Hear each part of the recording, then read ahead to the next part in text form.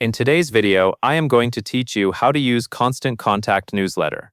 By the end, you will know how to create an email, choose a template, customize the design, set your sending details, and send your newsletter with confidence. First, go to the left navigation menu and open the Email tool. Click Channels, then select Emails. This is the main area where you manage email campaigns, and it is where you will start whenever you want to build a new newsletter. Next, begin your campaign by clicking the button to create a new email. Depending on your view, it may appear as +create or +create an email.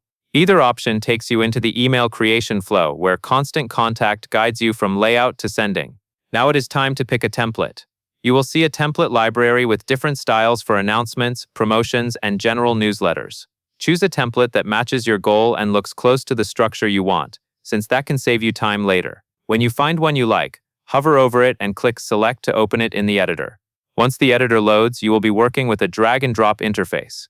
This means you can build your email by placing content blocks exactly where you want them. From the left-hand toolbar, drag in elements such as images, text, buttons, or videos, and drop them into your layout. Take your time arranging sections so the most important message appears near the top. Keep spacing clean so the email is easy to scan. After your content is in place, polish the overall look using the Design tab. This is where you can adjust global settings like colors, fonts, and background graphics so the email matches your brand style. Using consistent fonts and colors helps your newsletter feel professional and recognizable. When the design looks right, move on to Settings and Sending. Select the list or segment you want to receive the email. This step is important because it controls your audience and helps you send the right message to the right people. Then add your subject line.